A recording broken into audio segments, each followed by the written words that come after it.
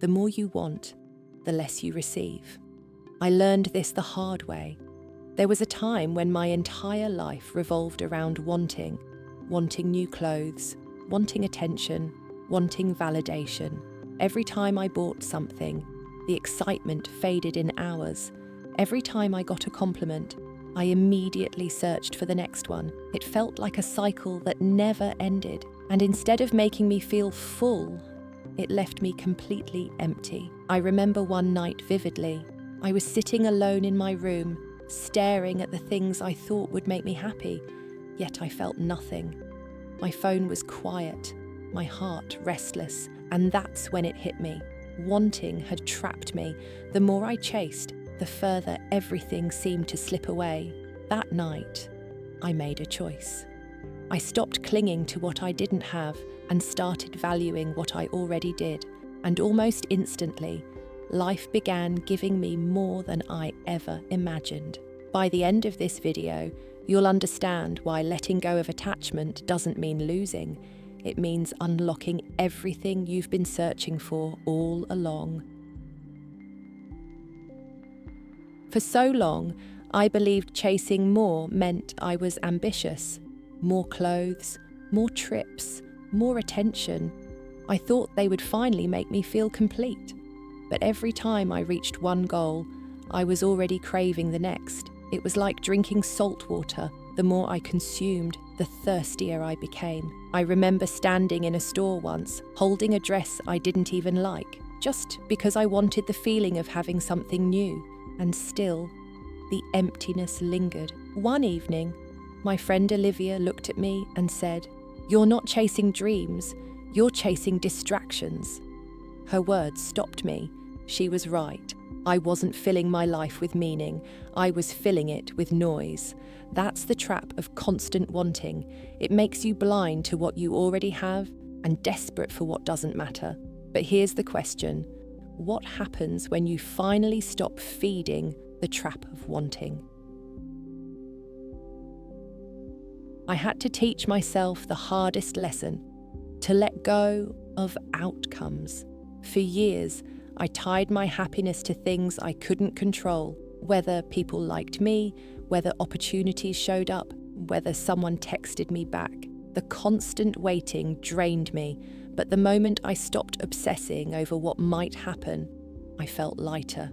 Detachment didn't mean I stopped caring.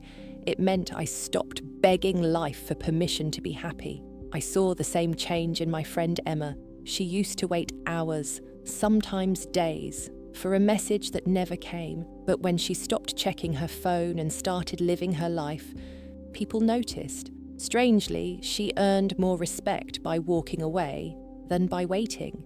That's when it became clear. Detachment isn't weakness, it's freedom.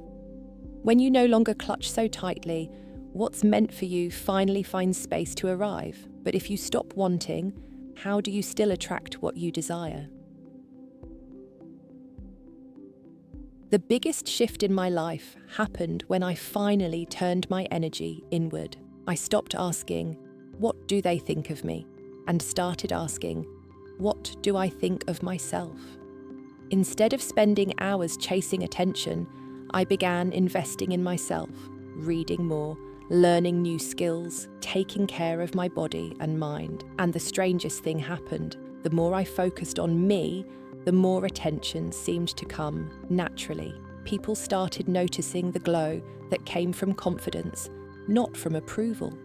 I saw the same transformation in my friend Sophia. She used to run after people's validation, desperate for a nod or a compliment. But when she stopped chasing and started building herself, everyone around her admired the quiet strength she radiated. That's the secret.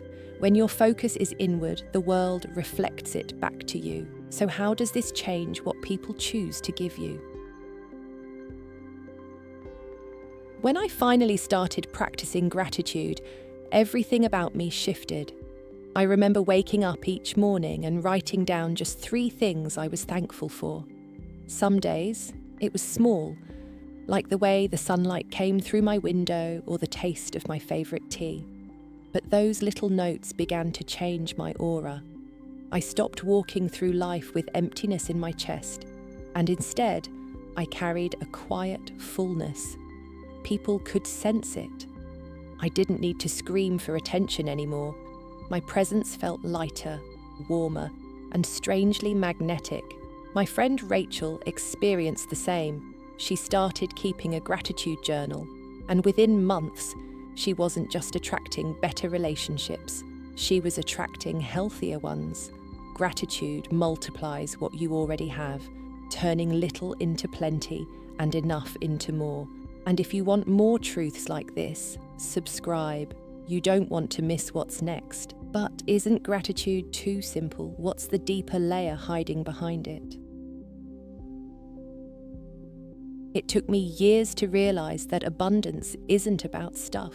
It's about energy. For the longest time, I thought the new bag, the trip, or the compliment would finally make me feel rich. But true abundance had nothing to do with what I could buy or collect. It came the moment I started walking into a room with the belief that I already had everything I needed inside me. That energy made people see me differently. Opportunities opened, connections deepened, and I wasn't even chasing anymore.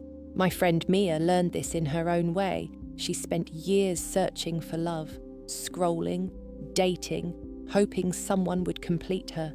But when she finally stopped looking and focused on enjoying her own life, love found her effortlessly.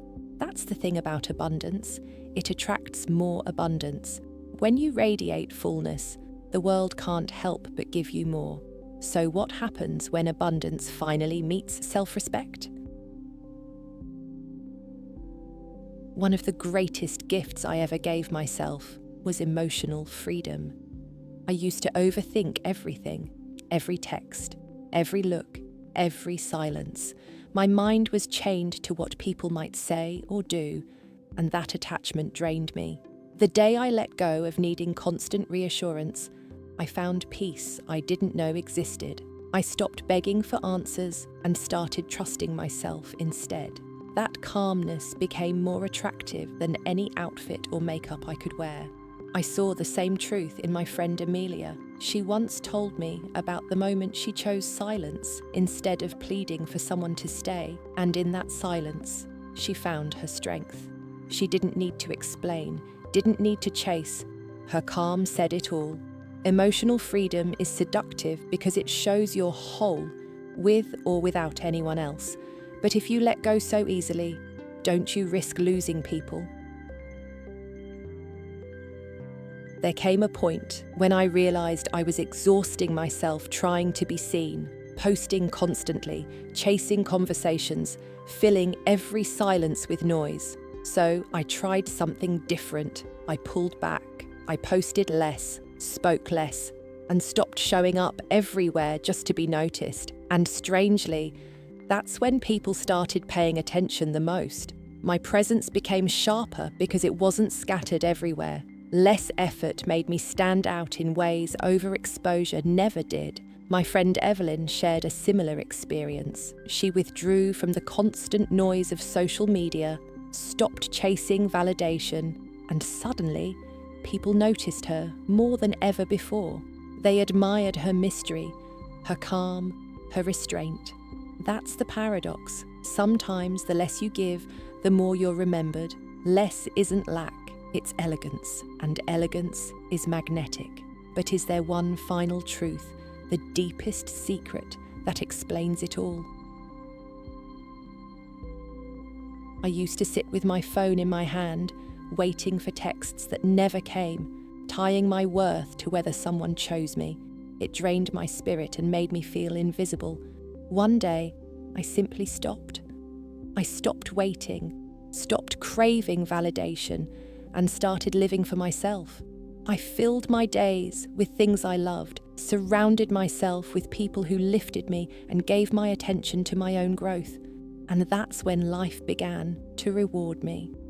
Opportunities, relationships, and even admiration flowed in effortlessly, without me chasing. My friend Luna once said something that still echoes in my mind.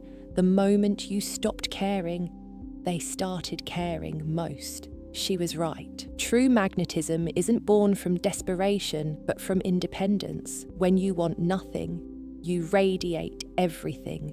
Want nothing. Receive everything. So what do all these secrets add up to in the end? The truth is, being fulfilled was never about wanting more. It was about becoming undeniable. I thought my worth lived in the next outfit, the next trip, the next person who noticed me. But the moment I stopped chasing was the moment I began to glow. Every heartbreak, every boundary, every practice of gratitude, all of it turned into radiance. The scars I once hid became proof of strength. And when I looked back, I realized the answer was clear.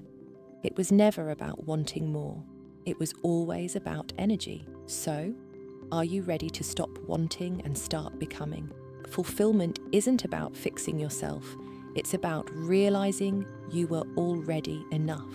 Every silence, every boundary, every healed wound only makes your glow brighter. Subscribe for more secrets that will change the way you see yourself. And tell me in the comments, what's the one thing you're ready to stop wanting today?